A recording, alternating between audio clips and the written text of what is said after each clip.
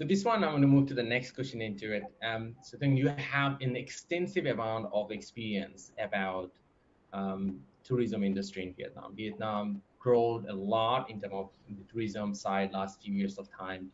Um, um, there is a big change in terms of tourism revenue going forward in after 2010, and now the COVID happens, and it goes to almost zero right now these days because the inbound tourism thing is closed right now.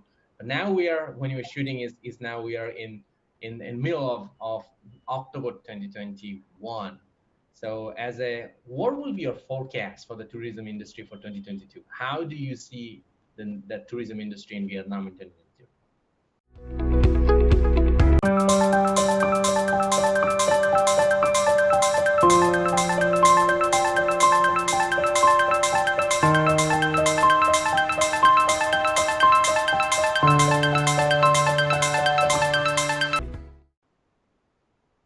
Wow, I think this is the time that a lot of the people in the industry asking this question, and they are starting forecasting for next year, because now is October, and I think this year almost gone. You cannot do anything now until end of the year. So for next year, actually, this time is very uncertain. So they not think that it's very hard to give any forecast and prediction at the moment. And because my background is revenue management, I did a lot of forecasts. But when we do the forecast, we need to base on something, right? On the historical data or something. But the big problem of this industry now, all the historical data is not working. Okay, it's not working at all. Even my colleagues now working in revenue management area, they told me that okay, now they they don't know how and what to forecast at the moment, even though this is the season for planning next year. So the thing is we can do in the different scenario plan. Let's say usually we need to prepare for 2 or 3 scenario that can be happen next year. So maybe plan A, plan B, and plan C. Let's say if COVID is going this way, then we have the plan A. If COVID go with this way, another way, then you go with plan B, and then plan C, something like that. So there's something that you need to monitor and adjust very quickly during this time, so that you can adapt and you can take the opportunity, because now you cannot say anything in advance. So to me, is the tourism should start slowly back in like next summer in 2022 for local market. I mean the domestic one. But for the inbound, could be end of next year. Okay, for the inbound guests, we end up next year. That's the most positive one. Okay, but if not, then you may take another year, 2023. All right. So to me is you have to prepare for that scenario. All right. And it starts slowly, because I think it's still under, because of the fear of the people, and also the control by the government. So that cannot lie back very quickly. It's very slowly. All right. And then on the behavior of the customer will be changed, and they can go like just a very short trip and go like staycation. That I mean, the product now people talk a lot about travel product is staycation. People travel like within the area that they're living, or maybe a very close area, maybe within like 100 kilometers or something. So they also very scared, or they're not comfortable to fly, or they can go to the airport.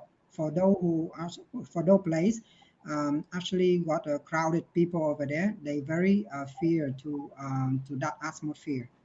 And then they just drive. Maybe they drive car or drive motorbike. A very short time for traveling to relax. Yeah, during the weekend something. So we cannot expect like it will be back like a V scenario that many people forecast about that before. Maybe V, that means now after that it will be back very quickly, jump up immediately. I don't think so. It's slowly, and maybe for another 1 or 2 years, I can say. Wow. So viewers, that's quite interesting point you actually shared here. You shared about for inbound from outside, it's going to be the Q4 of 2022, and you're expecting Q2 for domestic traveling will pick up. So there's a lot of people saying that one government considering there is a rumor around the market is that there would be like Q1 even the international flight will open. How do you see that rumor? Okay, that part can happen with like Phú Quốc or maybe Nha Trang, some specific destination.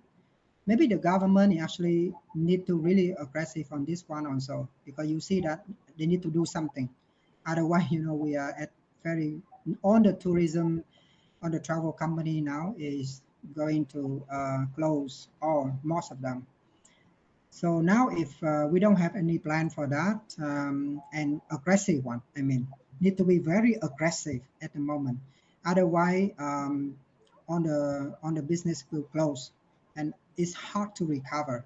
It's very hard, I can tell you, as a CEO and as the one who running the own business in this area, it's very hard to recover after this time. Um, and maybe it happened in Phú Quốc, maybe in Công Đảo. All right, for those isolated island, Mm. so the government can promote like the guests can fly there, and then they can stay in that area, everything in control. Then I think that can be happen, right? You just mentioned something a very powerful line. You said that it's very hard for a tourism company to recover. So why does it really making it so hard for a tourism company to recover? Because they run out of cash. Mm, There's no cash at the moment. mm, All right, running out cash flow now is the most critical one. And like big company like those who are running like airline business, I can tell you every day they spend like billion of Vietnam dong every day. So every month is like 40-50 billions dong, okay, that they have to spend without any revenue. So that the worst part that I think that make the enterprise exhausted, run out on the cash. And if the government or even the bank, they don't have any policy to support, then I think bankruptcy on the big company, maybe the small one is actually closed. Okay, medium one closed. Only now the big one is actually surviving. But if we don't have any action on that, I am sure that okay, we are exhausted, cannot recover at all. Do you see from your best and your personal research and understanding the market, you're doing a lot of engagement already. That's great. Do you think any particular big travel company or airline company in Vietnam going to be bankrupt or on the verge of bankrupt right now? They are on the way to to reach that one. I don't want to mention this in this show, but that very negative to talk about that. But that's a reality actually. That's a reality now, and it's sooner or later. And that really on the way. And I can tell you that I heard a lot in this industry. But of course, I'm sorry that I cannot share that information here specifically. Yeah. Thank you, Thung. It was a stunning sharing about all this time in our Ask John show. Viewers, it was another one great Ask John show we had, and today we had Thung, and there was a lot of valuable points. So if you're watching this show, don't forget to share with your friends, and you can always put your comments in the video sections up when you're watching. And myself or Tung, we will do our best to give an answer on top of it too. If you put a valuable question, so put it on as valuable question as you can do. And from my side, Tung, thank you very much for being part of this show. It was a lot of exciting talk. before we wrap up, do you want to share any key food for thoughts to our viewers? Okay, guys, I think this is a hard time. Okay, I'm sure people are actually spending a lot of time during this time is very hard one. But to me, it's like I still can join the show. I still can talk to you very positive way, even though I'm actually very stressful. I'm actually under a lot of stressful, very negative situation. Can say pressure, stressful, headache. But at the end, if you want to be a leader, all right, um, if you want to lead your business, to lead your people, if you want to do something in your life for your own, you need to learn and you need to accept it. You need to find a way to survive, to overcome this situation. I don't say that I'm good enough to give you an advice, but I think I can share with you the experience that I did before and now, and I hope that kind of experience can give you some idea, some idea. Okay, you can pick one of them, okay, to apply it and do it for yourself, and hope that can help. All right. Thank you very much for inviting me to join the show, and this is a great pleasure. Thank you, Tong. It's a pleasure to have you too in the show as well too, and I would love to have you back in other topics because you have a lot of skill sets you have, which we do not really cover all of it. So I think that we're glad to have you up in another show, talk about other sector of your skill set. So viewers, keep watching and not just watching, use it in your life. You change in your life because when you have learned something, the better things start to happen when you start using in your life. I want to say all the best. Have a great time and I will be seeing you soon in the next episode. The next episode, we're coming with another exciting guest as well too. So stay tuned and don't forget to subscribe to the channel so you can keep getting all these great shows and knowledge to boost your success. Thank you very much. I'll be seeing you soon.